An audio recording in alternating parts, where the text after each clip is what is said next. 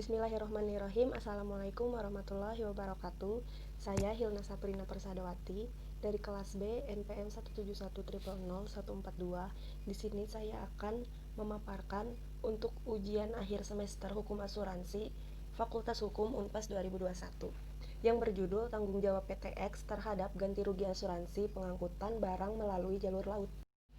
Maka latar belakangnya, pengangkutan barang melalui jalur laut skalanya lebih besar dibandingkan dengan pengangkutan barang melalui darat maupun udara. Dengan adanya hal tersebut, berarti peluang terjadinya bahaya laut akan ada. Salah satu masalah yang ditakuti pengangkutan adalah terjadinya kecelakaan dan kehilangan terhadap barang yang akan dikirim. Dengan adanya kemungkinan terjadinya kecelakaan atau kehilangan barang, maka pengirim barang akan mengalihkan atau melimpahkan risiko tersebut kepada pihak lain atau badan usaha lain, yaitu asuransi. Pasal 1367 KUH Perdata menyebutkan bahwa seseorang tidak saja bertanggung jawab untuk kerugian yang disebabkan oleh perbuatannya sendiri, tetapi juga untuk kerugian yang disebabkan perbuatan orang-orang yang menjadi tanggung jawabnya atau disebabkan oleh barang-barang yang berada di bawah pengawasannya. Evenement adalah sebab dan kerugian adalah akibat. Jika sudah dapat ditentukan bahwa evenement yang terjadi itu dicantumkan dalam polis dan karenanya timbul kerugian, penanggung terkait untuk membayar ganti kerugian. Dalam hukum asuransi, evenement yang menjadi beban penanggung merupakan peristiwa penyebab timbulnya kerugian atau kematian atau cacat badan atas objek asuransi. PTX adalah sebuah perusahaan yang memberikan layanan asuransi. Perusahaan ini memberikan asuransi laut dalam produknya di bidang asuransi rangka kapal, asuransi pengangkutan, dan asuransi tanggung jawab pengangkut. Pihak tertanggung menyepakati dan menandatangani perjanjian asuransi dengan pihak PTX dengan nomor polis 1160030109000 dan objek pertanggungan berupa bahan bakar minyak atau BBM yang terdiri dari premium Pertamax nilai pertanggungan sebanyak 1.675.000.000. Perjanjian asuransi tersebut berlaku selama 8 hari. BBM tersebut diangkut dari Sungai Ek menuju Selat Ek. Akan tetapi, kapalnya mengalami kerusakan di bagian mesin, kamar mesin mengalami kebocoran, menyebabkan kapal tersebut miring dan kemasukan air, sehingga kapal tenggelam dan mengakibatkan hilangnya barang milik perusahaan atau tertanggung. Pada kasus ini, PTX memiliki tanggung jawab atas terjadinya evenement dan harus memenuhi prestasi sesuai dengan perjanjian asuransi. Tetapi pada kenyataannya, PTX tidak memenuhi prestasi sebagaimana yang terdapat di dalam perjanjian. Awalnya, pihak PTX menolak klaim dengan alasan biaya ganti rugi terlalu besar. Dengan adanya alasan tersebut, pihak tertanggung tidak bisa menerima dan ingin melakukan gugatan ke pengadilan. Namun, pemberian ganti rugi itu tetap dilakukan melalui prosedur dan musyawarah, akan tetapi PTX sendiri melalaikan ganti rugi dan tidak memenuhi prestasi dalam menyelesaikan ganti rugi yang seharusnya paling lama diberikan dalam jangka waktu 30 hari.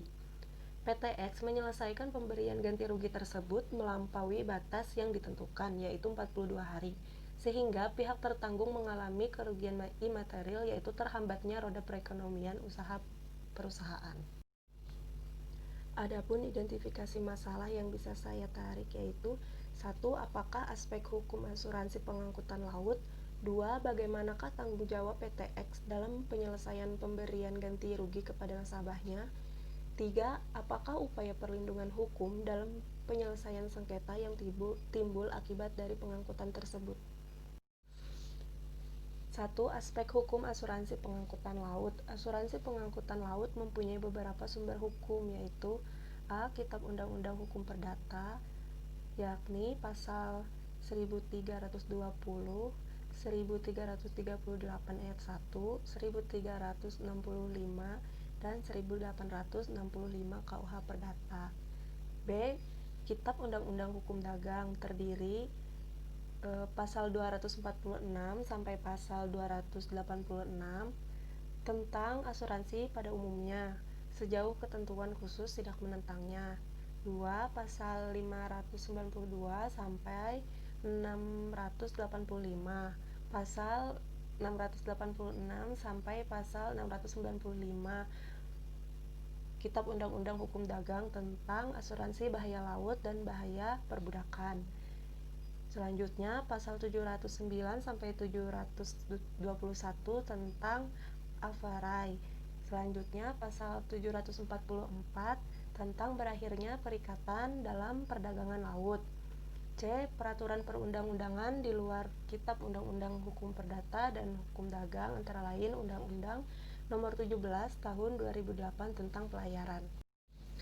Polis dalam asuransi pengangkutan laut yakni pasal 592 Kitab Undang-Undang Hukum Dagang mengatur tentang polis asuransi pengangkutan laut. Pasal ini masih dihubungkan dengan pasal 256 Kitab Undang-Undang Hukum Dagang yang mengatur tentang syarat-syarat umum yang harus ada pada tiap-tiap polis. Syarat-syarat itu bukan suatu aturan memaksa, artinya syarat-syarat itu bisa disimpangi. Adapun syarat-syarat tersebut dalam pasal 592 Kitab Undang-Undang Hukum Dagang yaitu A. Nama kapal dan nama nahkodanya, B. Nama tempat di mana barang-barang itu akan dimasukkan ke dalam kapal, C. Pelabuhan pemberangkatan, D. Pelabuhan pembongkaran dan pemuatan, E. Pelabuhan-pelabuhan di mana saja kapal itu akan singgah, F. Tempat dari mana bahaya mulai berjalan atas tanggungan si penanggung, G. Harga kapal yang dipertanggungkan. Evenement dan ganti kerugian dalam asuransi pengangkutan laut. Bahaya-bahaya laut yang digolongkan sebagai ganti kerugian terdiri dari dua golongan, yaitu A. Bahaya-bahaya laut yang bersumber dari alam, misalkan badai, gelombang, hujan angin, kabut tebal, batu karang, gunung es, sisa kapal karam, dan sebagainya. B. Bahaya-bahaya laut yang bersumber dari manusia, baik dari awak kapal maupun dari pihak ketiga, misalnya pemberontakan awak kapal, perompakan bajak laut, penahanan, dan perampasan oleh penguasa negara. Dalam pasal 637 Kitab Undang-Undang Hukum Dagang disusunlah jenis-jenis bahaya laut yang dapat menjadi tanggungan para penanggung. Sudah tentu bahaya-bahaya itu datangnya dari luar dan semuanya itu merupakan peristiwa tertentu. Namun dalam pasal 637 Kitab Undang-Undang Hukum Dagang juga memberikan pengecualian, yaitu 1. Bila dalam undang-undang ditegaskan bahwa beberapa bahaya tertentu tidak menjadi beban penanggung. 2. Bila suatu janji dalam polis menentukan bahwa bahaya-bahaya tertentu tidak menjadi beban penanggung. Undang-undang menghendaki sistem positif, yakni evenement laut sebagai suatu peristiwa tertentu dan berasal dari luar harus dibuktikan adanya sebagai dasar daripada penuntutan ganti rugi.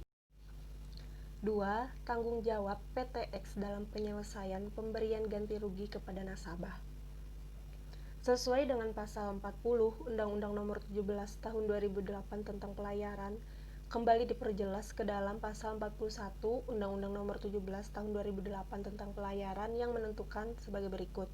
1. Tanggung jawab sebagaimana dimaksud dalam pasal 40 dapat ditimbulkan sebagai akibat pengoperasian kapal berupa A. Kematian atau lukanya penumpang yang diangkut, B. Musnah, hilang atau rusaknya barang yang diangkut, C. Keterlambatan angkutan penumpang dan atau barang yang diangkut, D. Kerugian pihak ketiga. 2. Jika dapat membuktikan bahwa kerugian sebagaimana dimaksud pada ayat 1 huruf B, huruf C, dan huruf D bukan disebabkan oleh kesalahannya, perusahaan angkutan di perairan dapat dibebaskan sebagai atau seluruh tanggung jawabnya. 3. Perusahaan angkutan di perairan wajib mengasuransikan tanggung jawabnya sebagaimana dimaksud pada ayat 1 dan melaksanakan asuransi perlindungan dasar penumpang umum sesuai dengan ketentuan peraturan perundang-undangan.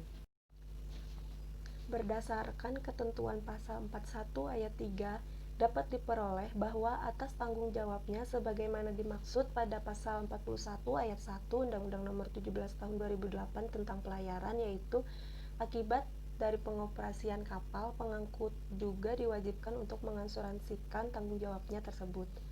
Apabila perusahaan pengangkutan tidak melaksanakan ketentuan pasal 41 ayat 3, dapat dijatuhkan sanksi yang ditentukan sesuai dengan pasal 292 Undang-Undang Nomor 17 Tahun 2008 tentang pelayaran.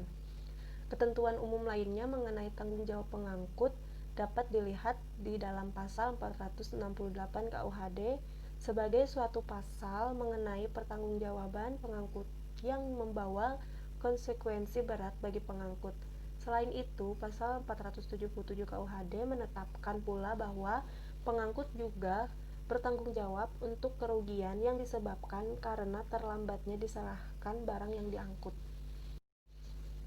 Akan tetapi, pengangkut dapat terbebas dari sebagian atau seluruh dari tanggung jawabnya dengan membuktikan bahwa kerugian atas musnah, hilang, atau rusaknya barang bukan merupakan kesalahannya yang juga diatur dalam KUHD pasal 477.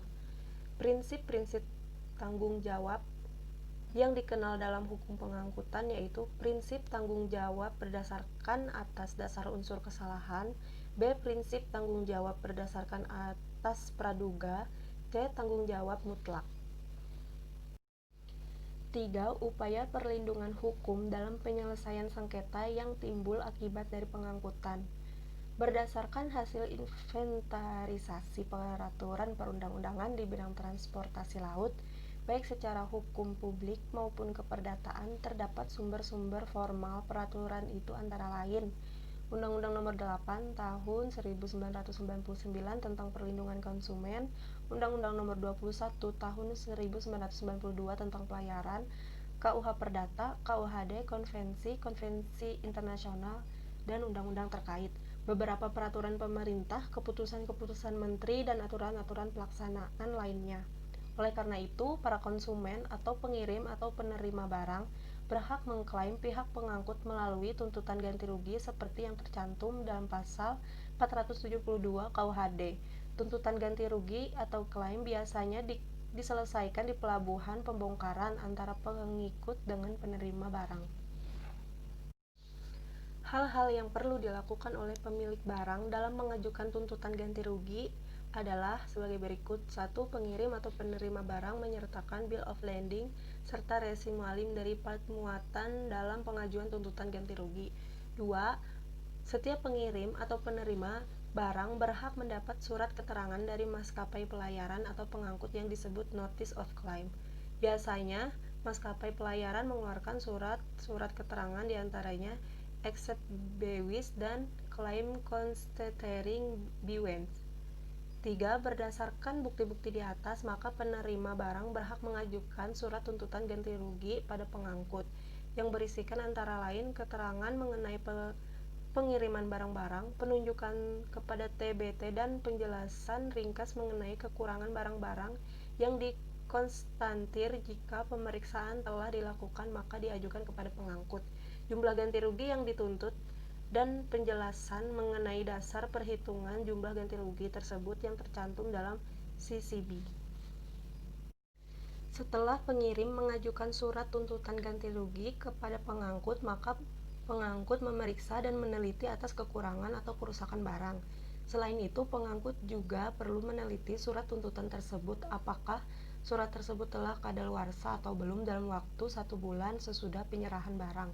Sesuai dalam pasal 487 dan pasal 3 ayat 6 The Hague Rules menetapkan bahwa penagihan hak tuntutan hukum atas penggantian kerugian harus dilakukan dalam 1 tahun sesudah penyerahan barang.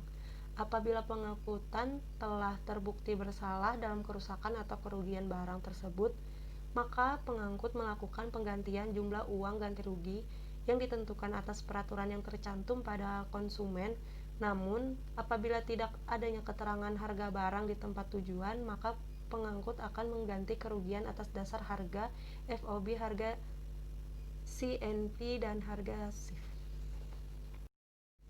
Setelah melakukan pengajuan klaim kepada pengangkut, pengirim atau penerima barang dapat melakukan pelaksanaan penyelesaian penuntutan ganti ruginya atas pelanggaran yang dilakukan oleh pengangkut melalui 2 cara yang sesuai dengan isi dalam pasal 45 ayat 2 Undang-Undang Nomor 8 Tahun 1999 tentang Perlindungan Konsumen, yaitu A. Melalui non-litigasi, penyelesaian sengketa konsumen di luar pengadilan melalui proses mediasi, arbitrase atau konsiliasi yang bertujuan untuk mencapai kesepakatan mengenai bentuk dan besarnya ganti rugi agar tidak terjadinya kembali kerugian yang diderita oleh konsumen seperti diatur dalam pasal 47 Undang-Undang Nomor 8 Tahun 1999 tentang Perlindungan Konsumen. B. Melalui litigasi, Penyelesaian sengketa konsumen setiap melalui lembaga yang bertugas menyelesaikan sengketa antara konsumen dan pelaku usaha atau melalui peradilan yang berada di lingkungan peradilan umum. Maka kesimpulannya, yang pertama, sumber hukum asuransi pengangkutan laut yakni dalam KUH Perdata pasal 1320, pasal 1338, pasal 1365 dan pasal 1865. Dalam KUHD pasal 246 sampai pasal 286, pasal 592 sampai pasal 695, pasal 709 sampai pasal 721 dan pasal 744. Selanjutnya, Undang-Undang Nomor 17 Tahun 2008 tentang pelayaran, polis dalam asuransi pengangkutan laut dalam pasal 256 dan pasal 592, evenement dan ganti kerugian dalam asuransi pengangkutan laut dalam pasal 637 KUHD. Yang kedua, tanggung jawab pengangkut atas kerusakan barang diwujudkan melalui pemberian ganti rugi sesuai dengan pasal 477 KUHD dan pengaturan khusus dalam Undang-Undang Nomor 17 Tahun 2008 tentang pelayaran merupakan bentuk perlindungan hukum secara normatif untuk melindungi pengirim atau penerima barang dalam pengangkutan laut. Yang ketiga, proses tuntutan ganti rugi dilakukan di pelabuhan pembongkaran dengan menyertakan bill of lading serta notice of claim yang diperoleh dari pihak pengangkut. Di dalam melakukan pengajuan klaim kepada pengangkut, pengirim atau penerima barang dapat melakukan pelaksanaan penyelesaian penuntutan ganti ruginya atas pelanggaran yang dilakukan oleh pengangkut melalui dua cara yang sesuai dengan pasal 45 ayat 2 Undang-Undang Nomor 8 Tahun 1999 tentang perlindungan konsumen, yaitu non-litigasi, penyelesaian sengketa konsumen di luar pengadilan melalui proses mediasi, arbitrase atau konsiliasi seperti diatur pasal 47 Undang-Undang Nomor 8 Tahun 1999 tentang perlindungan konsumen. B. Litigasi, penyelesaian sengketa konsumen melalui peradilan yang berada. Terima kasih, mungkin sekian pemaparan dari saya. Apabila ada salah-salah kata, mohon dimaafkan. Assalamualaikum warahmatullahi wabarakatuh.